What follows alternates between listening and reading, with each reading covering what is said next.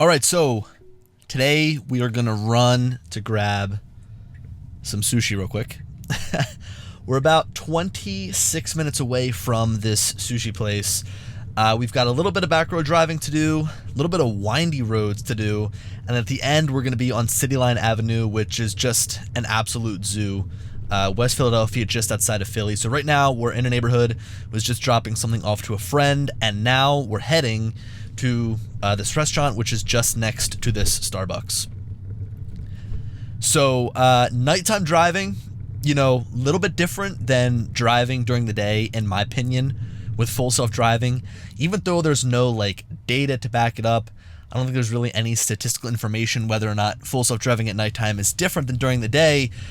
I don't know, it just feels different to me. It feels like the car isn't going to be able to see things as well, even though the cameras can see so well at nighttime. Like that right there, that view out of the camera to the left looks great.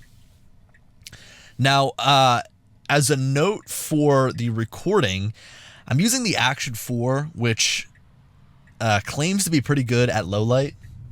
That was a pretty nice left-hand turn. It waited a little bit long, I would say, but made a nice turn there. So I'm using the Action 4 to record here. The reason I'm even bringing this up is because in the low light, these action cameras really fall apart when trying to record video. I also have my windows tinted here on the left, and I've got my windshield tinted just a little bit. So it's like dark out, and then it's also trying to see through tint. So it's not going to be the best video quality, but hopefully it still gives you an understanding of like how the car operates and how the car handles itself at nighttime. Now, in my previous video, we did a drive from West Philadelphia, which is where we're driving to now, and then we drove out to a Target. So we're kind of doing the reverse now. We're driving from out in the suburbs over into the city, and it's going to start on these back roads, and then we're going to end up in the city area, like West Philadelphia area. So I had mentioned the speed in my previous video and kind of how it was limiting me despite me wanting to go a little bit faster. Still haven't really came to a conclusion as to what it deems, you know, the proper speed should be no matter where you're at. This is a pretty sharp turn here. It's really throwing on the brakes. That is a nice smooth turn though. There's really no markings on the ground either. These markings are pretty sparse. So did a good job handling that turn there. These back roads here, the windy roads, I found that with full self-driving, like, it does a pretty good job, but on older versions, it always just felt very herky-jerky, and I mean, thus far, with version 12 driving around, it feels nice and smooth. We are on 12.3 right now. I'll put like all the official build number stuff down in the description. But this should be a pretty decent drive, you know? I mean, if you were out late at night going to meet up with friends, being able to jump in the car and let it do the entire drive for you is awesome.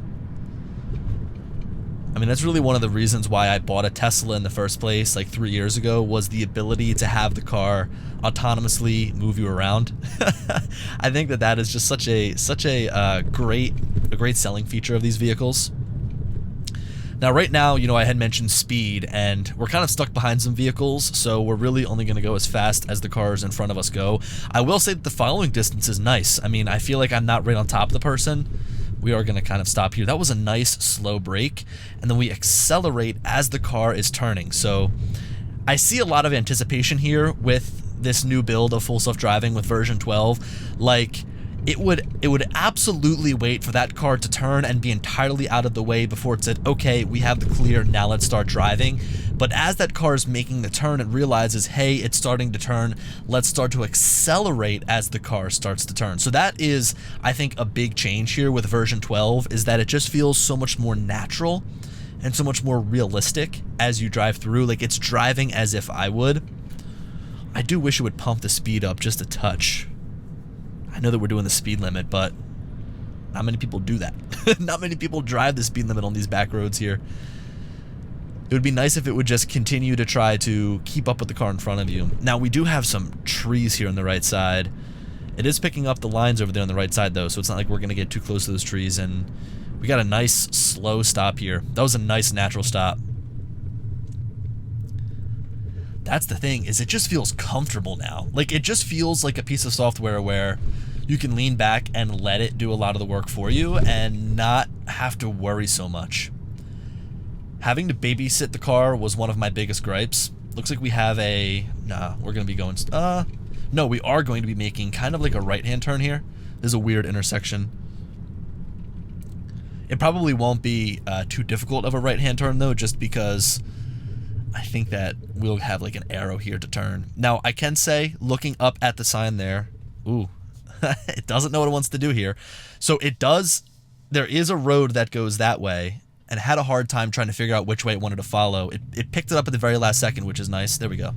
It's back on track. Yeah, that was a little bit confusing for it. There was a no turn on red there, though.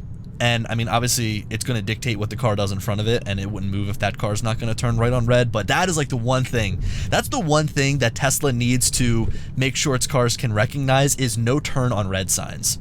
Because the amount of times that the car tries to turn on red is, I mean, basically every time. If there's a right-hand turn and it has a red, it's going to inch forward to try and make that right-hand turn, and it just needs to be able to read those no turn on red signs. You figure it can read stop signs, picked up that 40 mile an hour speed limit sign really well, despite it being poorly lit, which was nice. It was also much higher than the traditional speed limit sign. These roads back here are tight, curvy, and windy. And you can tell, I mean, the maximum speed limit is 40 miles an hour. The guy in front of us, who's driving a Toyota, so he's driving himself, is doing about 35, and the car is just kind of trying to stay behind him. I am going to hit the turn signal here, because I kind of want to get into the middle lane. We've got a right-hand turn coming up here. I'm going to do it. I'm going to give it a challenge. I'm going to say, hey, I want to get in the left lane. It's not letting me. Left lane, please. It is not letting me. That's funny. You've got to wonder what it's taking into account here. If it's like, I don't want to get in the left lane because we have half a mile to turn. Try it again. No. It's not even giving me the option down here. It would usually kind of show the path that it would take moving over to the left. It's not even doing that. Oh, that was a big pothole.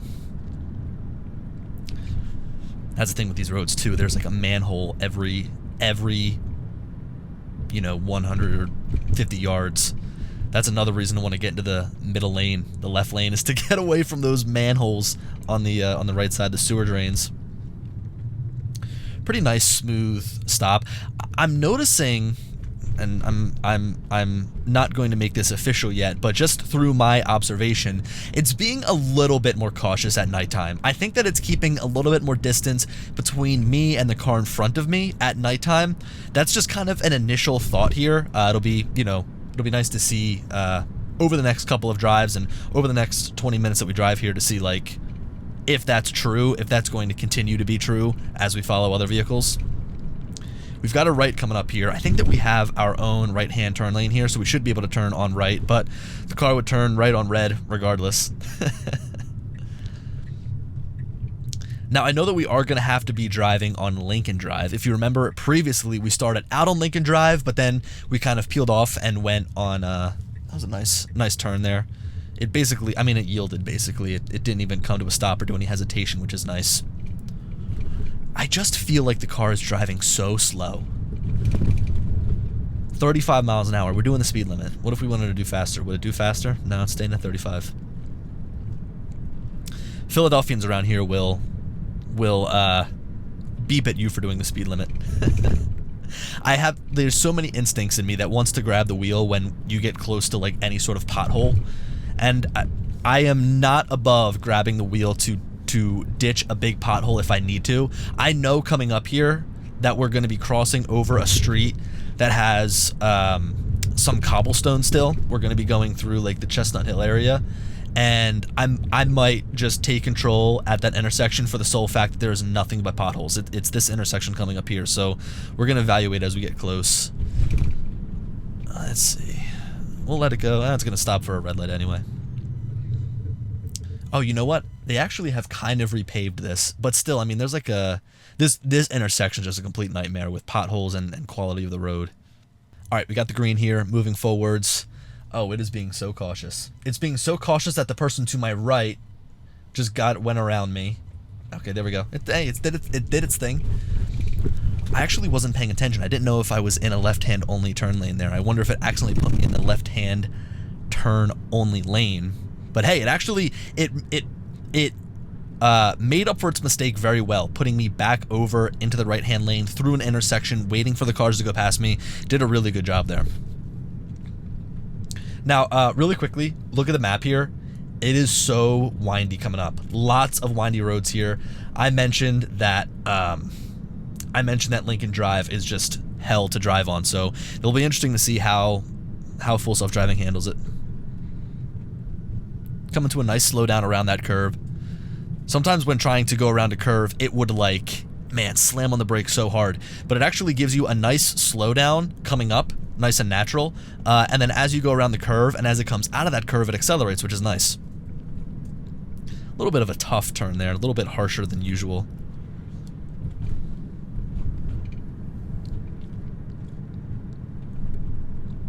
It's crazy like how automated everything is. Like the automated headlights, automated wipers, even though they suck, and then the fully automated car driving is...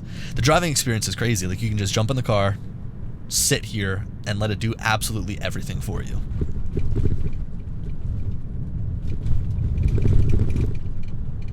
Oof, those are some...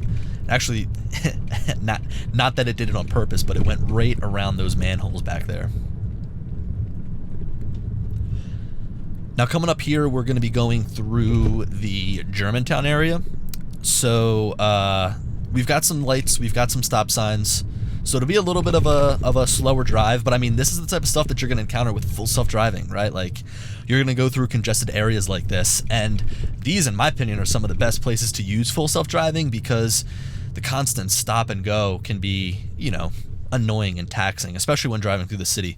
So, you know, we're going to have to kind of wait our turn here and wait in line, but it'll be interesting to see, like, once we get to the stop sign, how long it's going to stay stopped there. And what it's going to do, because with a stop sign like this, it is a four-way stop, so everybody does have a stop sign here. But typical Philadelphians roll the stop all the time, especially when you're deep in the city. There's really no such thing as a stop sign, just keep going. This will come to a full stop, 0 miles an hour, and then go, which is nice. Nice acceleration right out of there too, no hesitation at all. That was nice. It did fully accelerate and then kind of pull back and hit the brakes a little bit as we went over the curb there, or over the hill there, but it was a pretty good acceleration right out of the gate, I'll say so myself. So we've got another red light here. It'd be nice if there was some cars coming the opposite way to see how it waits its turn. So it's waiting here, identifies a car coming towards us in blue, it stops again. Well, there are people. That's good. Look at that. Wow. There's people looking across, and it came to a stop and let them go. Wow. That's impressive. People, I've noticed, always look, and then as soon as they clear the path, it went. That is good. Yo, so for me, like, whenever I notice there are people around, and also it's nighttime. It's nighttime. They weren't wearing reflectors. There was a big group of them, and it handled that flawlessly. Now look, here we have a no turn on red, but what do you think the Tesla's going to do? It's going to try to turn on red. It's kind of at a funky angle right here too. It's trying to turn the wheel while it sits here. At least it's not turning on red. This is going to be weird. All right, I have to focus on... All right, nice turn. Ooh, it's close to the curb. All right. It was a low curb, luckily. All right, I've got to get back to that because that was epic. It saw those people standing on the curb there. It started to go, and as soon as they made the decision, like, hey, we want to start walking, it instantly stopped and gave them the right of way to go. And... wow, that was great. And then as soon as they cleared the path, it just went right through. That was really good. I've noticed that people are like the one hang-up that full self-driving has always had. It's almost like, you know, again, with this anticipation, it's like, I as a human know that they're crossing the road, and I know that as soon as they're out of the road, they're going to keep walking, and the Tesla knows, like, hey, once they've fully cleared the crosswalk, it's fine to move, and it's just going to anticipate that they keep moving. But older versions, like once they cross through, would still hesitate even though they fully vacated the crosswalk. So that anticipation really has gotten better, especially with version 12 here. But people are always the hang up, and that's why driving through the city is so difficult, because even if you have a green and you're driving through and there's people on all corners of the street and they're waiting to cross, it's tough. I mean, even people like in Philadelphia, New York City, they will stand in the street waiting for their turn to drive, or waiting for their turn to cross the street. And the car just needs to understand that, like, hey, they know that they're going to stop. They know that it's their red light and they need to stop. I mean, for me, like when I drive through the intersection, I have the understanding that these people are going to stop and they're not just going to start walking, but I need to have the foresight to stop the car if they do end up, wanting to cross, which of course the Tesla is hopefully going to do. I've never been in that situation with full self-driving. But yeah, these roads kind of going through this area are brutal. It's just nothing but red lights, curves, stop signs.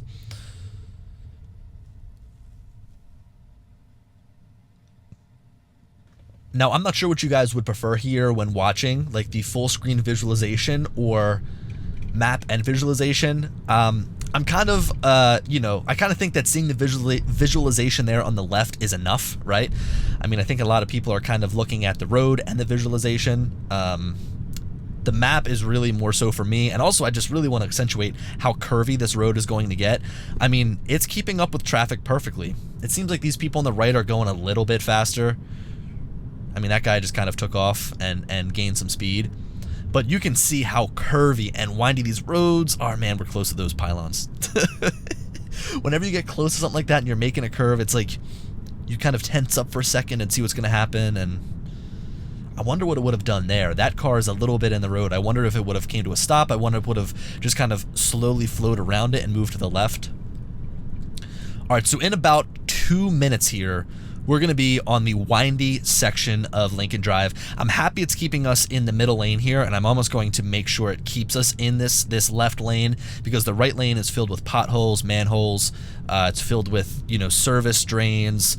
So that's going to be no good for full self-driving, because I know with these Uber turbine wheels, the low profile 21 inches on the Model Y Performance, they dent so easily. Even though I'm in the left lane, I mean, these people on the right, this is a 25 mile an hour zone. Keep that in mind. We're doing 36 right now. And these people in the right-hand lane, I mean, they got to be doing 40, right? I mean, we're doing up to 40 miles an hour right now. Lincoln Drive is absolutely wild to drive. Like, it should not be a 2-lane road, but it is. So that means it's 4 lanes on either side. You have absolutely no shoulder on either side. So there's very little room for error. And we did Lincoln Drive in the last video. We let it kind of drive on the very first section, but it actually made us turn off and kind of go a different way. But this will be the first time that we actually do Lincoln Drive, the full length of it, the full length of like the very curvy part. And it's also at nighttime, so, what could go wrong? And this is where it starts here. I mean, look at this curve. This is insane. It's going to just continue to curve through. It's doing at a decent speed too. I mean, 30 miles an hour is great. Nice turn there.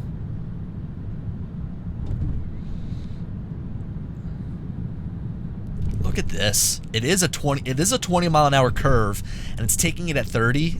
That's a tight curve. It's doing it well. It is, again, I don't know if it's just me and how I usually drive, but I feel like it's to the right just a touch. It's drifting to the right just a touch. Oof, look at this curve. Man. Nice.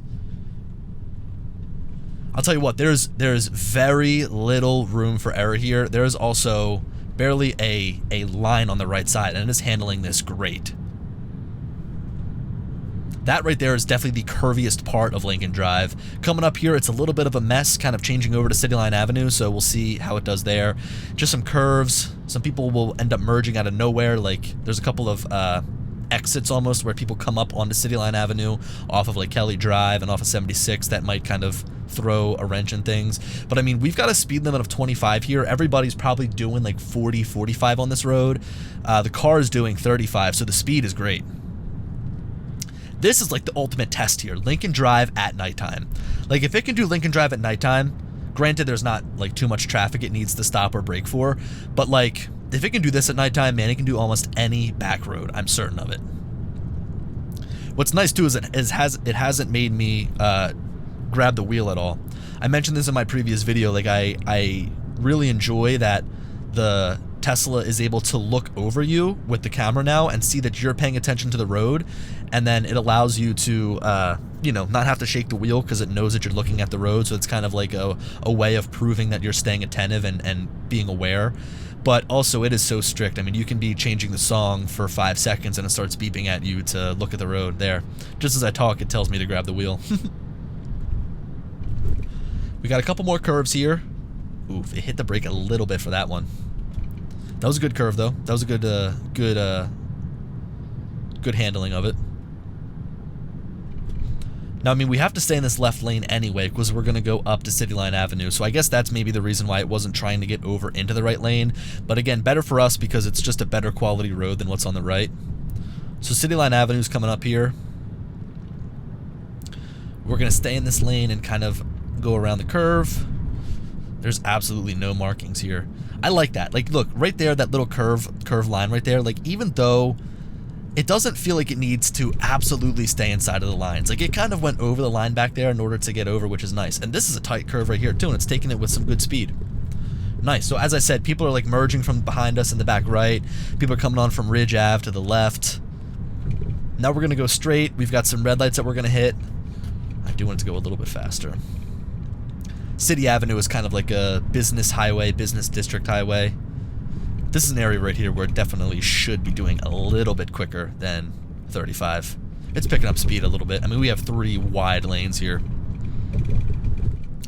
And from here, it's just about kind of inching our way up. Now, I will say that as we get along here, we're going to have to make a left into this parking lot. There's the Starbucks there, and then there's the sushi place that's like directly next to it. So it's going to be interesting as we go through these lights up here and we have to make a left. There's like a suicide lane in the middle, so like, you know, the lane where it's like a left and right hand turn lane. Of course, there's people beeping. So coming up here, you know, we're going to have to, it's going to have to get into that middle lane, monitor the cars potentially coming at us and cars that are also trying to make that left-hand turn, and then actually turn into the parking lot. So, we'll see. I think, I mean, for me, Lincoln Drive was a big challenge, but I think that this is probably going to be another big challenge as well. It's keeping up with traffic nice here. Keeping a nice distance. I still feel like the following distance is just a little bit bigger at nighttime, a little bit larger. I guess maybe to account for the lower light, lower visibility.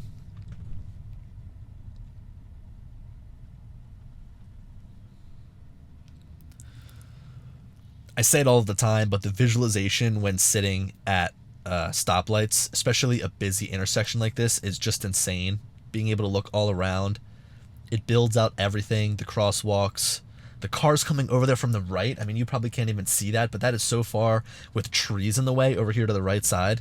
That is just so impressive. And I've since updated from the Model Y performance with the Intel Atom chip to the Model Y performance with the AMD Ryzen chip, and man, what a difference just the chip makes. I remember wondering if I could retrofit my old car with the AMD Ryzen, and that unfortunately wasn't an option.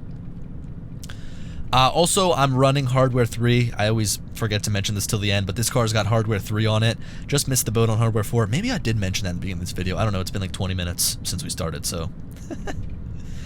So we're going through these lights easily. I mean, these are green lights. Nice big intersection, so there's really going to be no fuss about it. That was nice. I mean, even though he was going and making a left, it didn't slam on the brakes. It just kept the same speed. Okay, hit the brakes a little bit there. It did see that car wanting to make a turn. Now here we go. We got to pull into the parking lot here. It's starting to slow down. It put its left turn signal on. It's getting into the middle lane. Okay, which is nice. I wonder what would happen if a car started coming towards us. What would it do? It's making a nice slow stop here. We need to turn right here to the left. It's obviously going to sit here as I would if cars were coming directly at us. This is a crazy busy road, so we could be sitting here for a minute or two, but I wonder what its tolerance is going to be in terms of letting me go. Like, I can say that after this car right here, I'd want to go. Like, after this BMW that just passed, I'd want to go. So go ahead. It stops, it pauses. Nice. Hey, that was good. And we're here. It says navigation complete, and there we go. Straight ahead is the sushi place. It literally brought me right to the front door at nighttime through the city on Lincoln Drive. Wow. All right. Thank you guys for watching, and I'll catch you in the next full self-driving video.